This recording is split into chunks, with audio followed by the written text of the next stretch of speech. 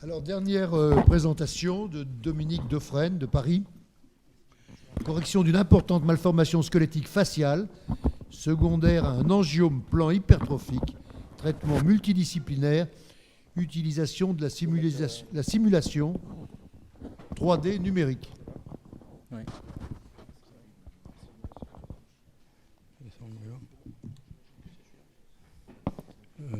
Malformation, c'est ça.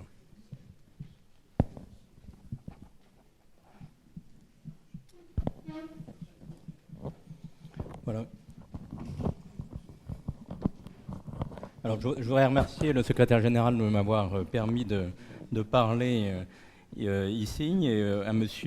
Beaulieu de présider la séance. Alors, je voulais vous parler d'une correction d'une importante malformation squelettique secondaire à un angiome plan hypertrophique de la face et qui nécessite un traitement pluridisciplinaire, multidisciplinaire, et vous verrez l'utilisation d'une simulation en 3 dimensions et quel est l'intérêt de cette simulation.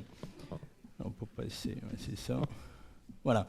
Donc les malformations capillaires, comme vous le savez, ou angiome plan de la face, peuvent intéresser les tissus cutanés, donc qui entraînent une hypertrophie musculaire aussi, et osseuse. Par hypervascularisation, vous pouvez avoir une croissance importante de ces tissus et donc entraîner une malformation faciale importante et parfois difficile à corriger.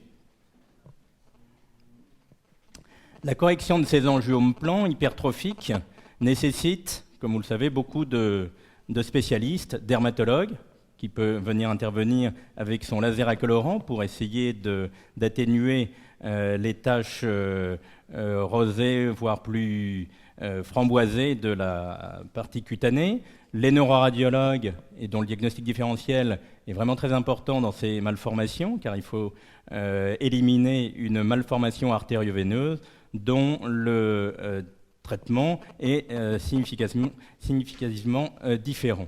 Et donc l'angio-IRM peut être très intéressante dans ce diagnostic différentiel.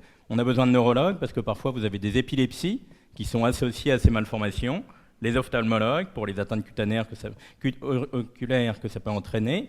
Et en ce qui nous concerne, on va s'intéresser essentiellement donc à la partie de la malformation maxillaire et mandibulaire de la face qui nécessite un orthodontiste, des chirurgiens dentistes et un chirurgien plastique ou maxillofacial.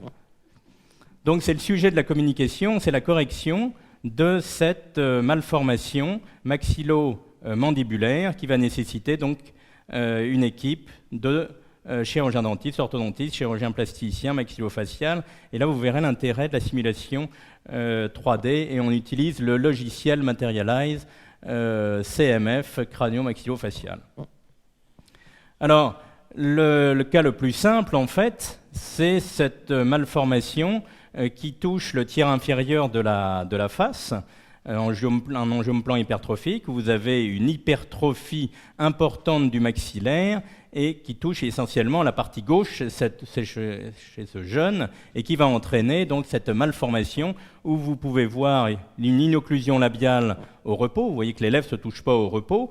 Vous allez avoir un sourire gingival qui va être vraiment très important. Et cette inocclusion labiale est responsable d'une respiration buccale prédominante, d'une langue basse, mal positionnée au niveau des arcades dentaires. Et de profil, vous pouvez voir aussi la rétromandibulie. En fait, cette rétromandibulie n'est pas due à l'angiome, mais due à la face du patient. Donc essentiellement, vous avez une hypertrophie des tissus cutanés, de la gencive, du maxillaire, et donc une bascule du plan d'occlusion avec une inocclusion labiale au repos, et donc un sourire très disgracieux avec une gencive hypertrophiée et un sourire donc gingival.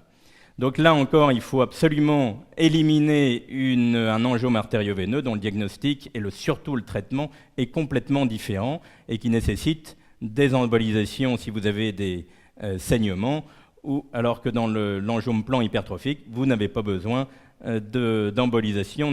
Nous allons y revenir. Et donc le plan de traitement chez ce patient est relativement simple, puisqu'il va nécessiter un traitement orthodontique, qui va être fait dans ce cas sans extraction, suivi d'une chirurgie des maxillaires, et là encore sans embolisation. Pourquoi sans embolisation? Car si vous faites une embolisation, vous allez diminuer certes la vascularisation, mais en diminuant la vascularisation, vous prenez des risques de nécrose du maxillaire, ce qui pose un problème comme vous pouvez vous en douter. Donc la chirurgie va être plus sanglante que chez quelqu'un qui n'a pas d'angiome-plan hypertrophique, mais malgré tout qui va être très bien contrôlé pendant l'intervention. Donc pas d'embolisation, ce n'est absolument pas utile dans ce type de traitement. Et puis ensuite, vous allez voir les finitions orthodontiques de la prothèse si nécessaire. Donc vous voyez, chez ce jeune, on a opéré le maxillaire supérieur, la mandibule et le menton pour retrouver une bonne occlusion, réaligner la ligne du sourire et basculer le plan d'occlusion.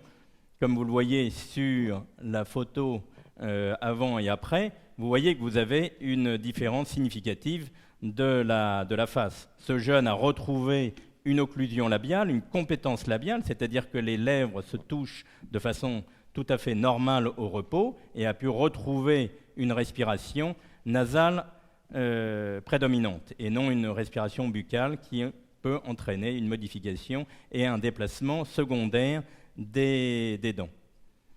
De profil, là encore, comme on a remonté le maxillaire, on a impacté le maxillaire chirurgicalement, tout est fait par l'intérieur de la bouche, vous n'avez aucune cicatrice externe, et ce geste doit être fait relativement rapidement pour éviter, là encore, une perte sanguine trop importante. Et vous avez donc ce maxillaire qui a été remonté, qui a été basculé pour l'horizontaliser, et on a avancé la mandibule et modifié le menton. Donc là, le traitement est, disons, relativement simple, puisque nous avons essentiellement un problème de bascule du plan d'occlusion et un maxillaire qui n'est pas très bien positionné et une rapidité de traitement chirurgical qui doit être adoptée pour éviter des pertes sanguines trop importantes. Par contre, chez cette patiente, je voulais vous présenter, c'est une patiente qui présente une maladie un syndrome de Sturge-Weber avec une malformation importante de la face. Et comme vous pouvez le voir, il y a une atteinte de toute l'hémiface gauche. Vous avez une atteinte cutanée, vous allez avoir une atteinte musculaire, vous allez avoir une atteinte maxillomandibulaire, vous avez une atteinte donc oculaire qui est importante, un glaucome, etc., qui a d'ailleurs été opéré, pas forcément avec un grand succès, mais qui a été opéré, ce qui a posé d'ailleurs des problèmes pour le suivi de cette patiente. Et vous voyez que de profil, on voit très bien cette asymétrie. Alors, la partie gauche est hypertrophiée, la partie droite. Alors, quand j'ai vu pour la première fois cette patiente, en fait, elle avait déjà été opérée de l'œil, comme je vous l'ai dit tout à l'heure, sans succès, elle avait perdu l'œil. Donc, elle était très, très, très sur la réserve pour savoir si on pouvait faire quelque chose ou non pour sa malformation. Et elle venait de province, on lui avait dit surtout ne vous faites pas opérer, car si vous êtes opéré, ça va tellement saigner que vous avez une grande probabilité pour rester sur table et jamais ressortir de l'hôpital. En fait, donc, elle est venue me consulter pour savoir ce qu'on pouvait faire, est-ce qu'on pouvait l'améliorer. Elle avait vu beaucoup de médecins qui ont pris des photos, mais malheureusement qui n'avaient adopté aucune attitude thérapeutique. En fait, chez cette patiente, la grosse difficulté, c'est l'excès du sens transversal maxillaire, ce qu'on n'avait pas chez le premier patient que je vous ai présenté. Vous avez une asymétrie de l'arcade maxillaire qui est importante, et surtout, vous avez une compensation dento-alvéolaire du côté gauche. Vous avez une égression de tout le bloc gauche, molaire, prémolaire, canine, et comme vous le voyez sur cette diapo, vous avez une absence d'occlusion totale du côté gauche. Et cette absence d'occlusion entraîne en fait une morsure importante de la gencive par l'arcade supérieure. Et cette morsure entraîne des douleurs gingivales, des saignements, une rétraction gingivale, et avec un risque donc de déchaussement dentaire, de perte dentaire, et donc une grosse difficulté à l'avenir pour la réhabilitation occlusale, c'est-à-dire de repositionner des prothèses pour un chirurgien dentiste, remettre des prothèses. Si vous avez les maxillaires qui ne sont pas l'un en face de l'autre, c'est quasiment impossible. Donc, en dehors de l'aspect esthétique de cette patiente, vous avez un aspect fonctionnel, difficile à traiter, et vous voyez que les gencives sont extrêmement intéressées par la malformation, très turgescente, un risque de saignement qui est relativement important, mais rien à voir avec une malformation artério-veineuse. Alors cette occlusion, qu'on peut appeler une occlusion en ciseaux, donc avec cette égression gauche, comment faire pour la corriger? Comment réégresser ce secteur et aboutir au même traitement que le patient précédent? Donc elle a eu un traitement orthodontique, un début de traitement, donc elle était contente d'avoir des bagues, savoir comment ça allait se passer après, elle avait un petit peu peur malgré tout. Et on a fait une première tentative pour essayer d'ingresser tout le bloc prémolaire, canine, prémolaire du côté gauche, maxillaire, par la pose d'implants osseux. La pose d'implants osseux, en fait, le but, c'est de tracter toute l'arcade vers le haut, en prenant un ancrage osseux au niveau du maxillaire. Et j'avais réalisé, en fait, et j'en ai fait d'autres cas depuis, en 1998, sous la pression du docteur Chiles, qui est de Belfort, qui est un orthodontiste, et je lui avais envoyé un patient qui avait une malformation de ce type, une hypertrophie après due à un angioplan hypertrophique, et il m'avait demandé de mettre des implants dentaires pour essayer de tracter ces gencives. Et ça avait en fait très très bien marché. C'est très artisanal comme traitement, mais vous voyez chez ce patient, vous voyez à gauche, en haut à gauche, vous voyez qu'il y a cette hypertrophie, c'est toujours un petit peu la même, qui entraîne une bascule du plan d'occlusion, un sourire très inesthétique. Et grâce uniquement au traitement orthodontique, il avait réussi à réingresser le secteur dentaire ainsi que les gencives et donc le maxillaire et obtenir une horizontalisation du plan d'occlusion, ce qui a facilité la chirurgie dans les suites opératoires. Ouais. Donc, chez cette patiente, on a essayé de faire la même chose, et puis en fait, ça a été un échec. Pourquoi ça a été un échec? Parce que ça lui faisait mal, les fils prenaient appui sur la gencive, malgré des techniques, en essayant de protéger la gencive, on n'a jamais réussi à réingresser le maxillaire. Alors, que faire? Donc devant cet échec, la patiente, c'est vrai qu'elle n'était pas très chaude pour continuer. Elle se demandait si finalement on était l'équipe idéale pour la traiter et corriger sa malocclusion. Donc on lui a dit, on va voir les choses complètement différemment et on va d'emblée faire une chirurgie du maxillaire et on va faire une simulation pour essayer de voir ce qu'on peut faire pour remettre le maxillaire, c'est-à-dire contracter l'arcade du maxillaire, la réimpacter, c'est-à-dire remonter l'arcade gauche et l'horizontaliser, ce qui évidemment facilite ensuite la préparation orthodontique et une chirurgie secondaire qui a consisté à faire une avancée de la mandibule. Donc dans un premier temps, on a fait une chirurgie du maxillaire pour contracter le maxillaire, remonter l'arcade gauche, corriger son sourire, ensuite un traitement orthodontique et ensuite corriger le décalage qui existait entre la mâchoire du bas et la mâchoire du haut, c'est-à-dire en faisant une avancée de la mandibule et ensuite une définition orthodontique. Alors vous voyez sur ce scanner en 3 dimensions que vous avez cette hypertrophie du maxillaire et cette compensation dento-alvéolaire du côté gauche.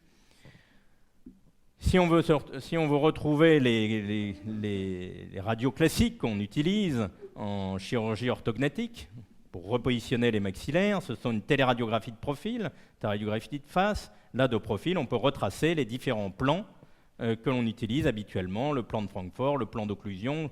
Je ne vais pas trop rentrer dans les détails, mais vous voyez que du côté droit, c'est la normalité, du côté gauche, vous voyez qu'il y a une égression du secteur molaire, prémolaire, très importante. Et on a pu le mesurer sur ces clichés, et vous voyez que vous avez une différence qui est vraiment très très importante, et donc pour remonter le maxillaire, il va falloir l'impacter de l'ordre de plus d'1 centimètre, ce qui est très important. Alors, comment on fait? En fait, le scanner va nous permettre de savoir exactement quel mouvement faire au moment de la chirurgie au niveau des maxillaires. Et donc vous voyez ici, sur cette prévisualisation, on a repositionné le maxillaire et on va pouvoir mesurer l'impaction nécessaire du côté gauche, la contraction du maxillaire, mais alors comment faire pour l'utiliser au moment de la chirurgie? Tout ça c'est bien, c'est fait sur le scanner, on fait un peu ce qu'on veut, hein, comme toutes les simulations, que ce soit osseuse ou cutanée, on a toujours des très bons résultats, mais en fait, pratiquement, comment va-t-on réaliser ce traitement au moment de la chirurgie? Eh bien, en fait, on va s'aider de gouttières intermaxillaires qui vont être réalisées à partir du scanner. Donc, le scanner va être réalisé. Donc, vous avez le scanner au départ, puis vous avez le scanner à l'arrivée, le résultat qu'on veut obtenir, et entre les deux, vous allez vous servir d'une petite gouttière réalisée par stéréolithographie. Donc, on travaille avec une firme belge, Materialise, qui va nous réaliser cette petite gouttière qui va permettre de réaliser l'horizontalisation du blanc d'occlusion. Donc, si on prend ce traitement, ce patient, ici, qui avait un peu la même malformation, vous avez le maxillaire, alors ici, voilà, vous avez le maxillaire qui a été segmenté, et vous allez pouvoir bouger le maxillaire, donc la partie inférieure, la partie beige, vous allez pouvoir l'horizontaliser, vous allez pouvoir le contracter, et une fois que vous avez réalisé cette contraction, vous allez pouvoir réaliser une petite gouttière que vous allez faire entre les dents. Vous voyez, vous avez un petit espace entre les dents qui va permettre de mettre une petite gouttière pendant la chirurgie, et qui va permettre donc de réaliser ce que vous avez fait sur le scanner. Je ne sais pas si je me fais bien comprendre. C'est-à-dire que vous prenez votre crâne, vous faites votre chirurgie osseuse. Une fois que vous avez fait votre chirurgie osseuse, pour pouvoir réaliser cet acte pendant la chirurgie, vous allez réaliser une petite gouttière. Voilà, comme vous voyez ici, une petite gouttière. Et cette gouttière a été réalisée par stéréolithographie, c'est-à-dire qui vient combler l'espace mort entre l'arcade supérieure et inférieure réalisé sur le scanner. Et pendant l'intervention, vous allez mettre cette gouttière qui va vous donner le plan d'occlusion idéal. Alors, comme pour maintenir le maxillaire en contraction, si vous voulez contracter un maxillaire, si vous ne voulez pas que ça rebouge, il faut mettre ici un disjoncteur, et c'est un disjoncteur qui est scellé, qui est ouvert. Vous voyez, il y a une vis sans fin. Il y a 2 vis sans fin au milieu du palais, et ces vis, vous allez les tourner, ce qui va permettre de contracter le maxillaire quand vous avez réalisé votre intervention. Et donc, votre intervention, vous enlevez un coin osseux au niveau du palais, ce qui va permettre de contracter le maxillaire, de remonter les mi-arcades gauche et la niveler. Donc, c'est ce qui a été fait à partir de la gouttière. Donc vous voyez cette gouttière réalisée par stéréolithographie, réalisée à partir du scanner, vous allez pouvoir placer votre maxillaire exactement comme vous le désirez. Par contre, il faut contrôler la ligne du sourire, c'est-à-dire que là, vous prenez un repère avec un pied en coulis, c'est assez simple. On prend le canthus interne des paupières et vous allez mesurer, si vous voulez remonter le maxillaire de 4 mm, et bien vous allez avoir un différentiel entre cette mesure prise au début de la chirurgie et à la fin de la chirurgie pour avoir un sourire bien positionné. Donc c'est ce qui a été fait chez cette patiente. Et vous voyez, donc le disjoncteur a été fermé au cours de la chirurgie et vous avez une arcade qui est beaucoup plus étroite. Et vous vous retrouvez avec une chirurgie. Alors, avec une chirurgie satisfaisante. Donc la première étape, ça a consisté à faire une chirurgie du maxillaire supérieur, impaction, contraction, avec l'aide de cette petite gouttière réalisée sur ordinateur. Et ça a été fait, encore une fois, sans embolisation. C'est ce qu'on voit sur cette radio, sur ce panoramique dentaire. Vous voyez que lors de la première intervention, on n'a pas touché à la mandibule, on a touché qu'au maxillaire. Vous avez une horizontalisation du plan d'occlusion. Vous voyez sur la panoramique en bas, on voit très bien que tous l'hémi-arcade gauche a été remonté, a été contracté, c'est plus difficile de le voir, et puis des petites plaques d'ostéosynthèse ont été positionnées comme en toute chirurgie osseuse, et là vous allez attendre la consolidation osseuse, et si vous manque de l'os, parce qu'on a dû beaucoup contracter le maxillaire, vous êtes obligé d'y apporter une greffe osseuse. Une greffe osseuse que vous pourrez prélever soit au niveau du crâne, soit au niveau de la hanche, comme vous le savez. Et donc vous voyez tout de suite, rien que la modification du maxillaire a entraîné une modification esthétique de la patiente. Cette modification, vous la notez, la ligne bicommissurale, donc entre les deux commissures labiales, s'est horizontalisée. Vous avez le nez qui s'est déjà replacé. Vous avez l'hypertrophie cutanée qui semble avoir diminué. Pourquoi ? Parce qu'avec la contraction du maxillaire, vous l'avez rentré, et donc les tissus osseux, les tissus mous, eux aussi ont suivi et sont venus se plaquer contre ce maxillaire. Et donc vous avez l'impression que les tissus mous sont moins hypertrophiques. Mais en fait, c'est simplement par déplacement du squelette. Ensuite, on a pu faire, donc vous voyez le sourire est déjà beaucoup plus harmonieux. Vous avez un sourire qui est beaucoup plus horizontal, un sourire qui est parallèle à la ligne bipupillaire aux yeux. Et vous allez continuer le traitement orthodontique qui était quasiment infaisable si on ne faisait pas cette première chirurgie. Donc l'orthodontiste a bien aligné les dents, du haut, du bas, et ensuite on a pu corriger le décalage entre la mâchoire du haut et du bas. Vous voyez ici après la préparation orthodontique, donc ça c'est la diapo du haut, c'est avant la chirurgie. Après la chirurgie et le traitement orthodontique, vous voyez que vous avez deux arcades dentaires qui sont concordantes, et le fait d'avancer la mandibule va permettre d'obtenir une occlusion parfaite avec des dents qui vont parfaitement s'emboîter. Et donc, vous allez pouvoir garder vos dents le plus longtemps possible. Et si jamais cette patiente a un problème dentaire, on pourra lui remettre des dents dans de bonnes conditions, implants, prothèses, etc. Donc voilà. Et ensuite, on a fait 9 mois de traitement orthodontique, une chirurgie, 9 mois de traitement orthodontique.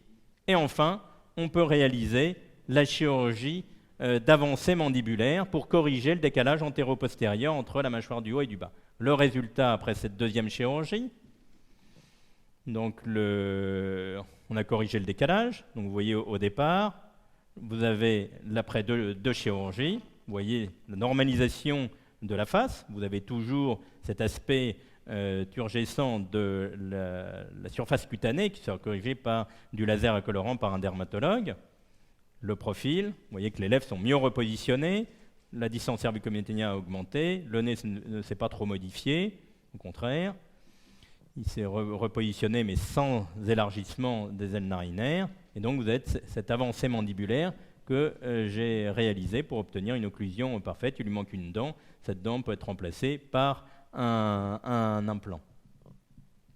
Alors, le résultat final sur l'occlusion, voilà, au départ, voilà ce que vous aviez, une occlusion en ciseaux, avec, je vous le rappelle, un risque dentaire très important, un sourire très disgracieux. Et là, vous obtenez, la diapositive en bas à droite, une occlusion qui est parfaite. Alors, ça fait très peur ces chirurgies, parce qu'on a l'impression que ça va saigner énormément, et c'est ce que avait dit la personne qui l'avait pris en charge dans un CHU de province, qui lui avait dit « Surtout, ne vous faites jamais opérer, car c'est extrêmement dangereux du fait du saignement qu'il y aurait ». Et là, on a pu obtenir une occlusion parfaite, comme on aurait pu obtenir une occlusion chez quelqu'un qui n'avait pas de malformation.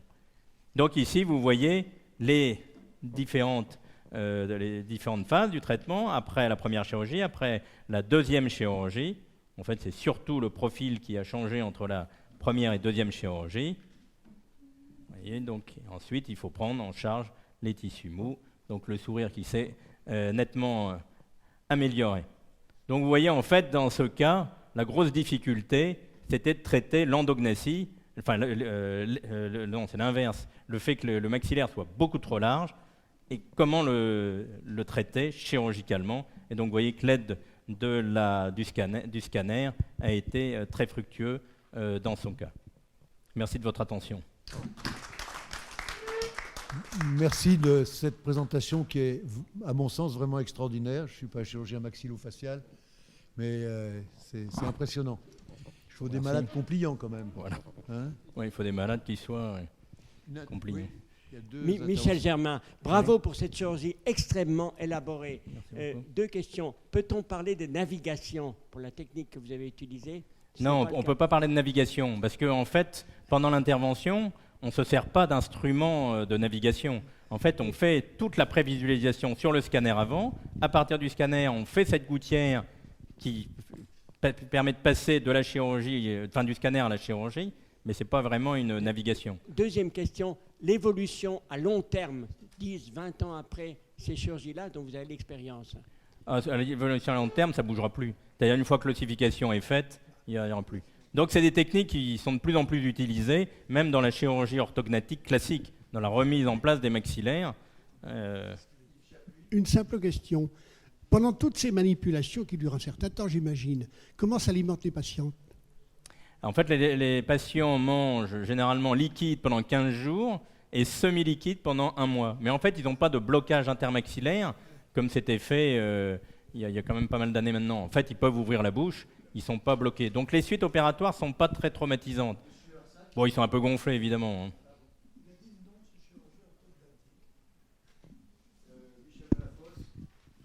Une question vraiment très basique, parce que c'est quand même de la spécialité très URF. Ce gain de 4 mm d'impaction. Remontée, oui, d'impaction. En fait, on a impacté de 12 mm du côté gauche. Vous faites que vous avez montré un montage métallique là, un petit peu compliqué. Vous faites ça petit à petit pendant un délai qui est de combien de temps, ou vous le faites pendant votre opération? En fait, on le fait pendant l'intervention. C'est-à-dire qu'on se sert de la gouttière qu'on a fait sur ordinateur, et cette gouttière, il faut que les dents tombent exactement dans cette gouttière. Donc, en fait, on tourne avec une petite clé ce disjoncteur et on réduit. Et vous le faites en une fois? En une fois. Comment on faisait sur mes gamins. Non, c'est-à-dire que chez vos gamins, on a fait l'inverse. C'est généralement, on élargit le maxillaire. Et là, effectivement, on le fait progressivement. Et on peut le faire aussi progressivement quand on a une endognasie, quand on a un maxillaire qui est trop étroit, qu'on l'opère chez des adultes, et à ce moment-là, on élargit progressivement le maxillaire. Et ça, on le fait dans les suites opératoires. Alors que là, le patient se réveille et c'est... Bravo, merci.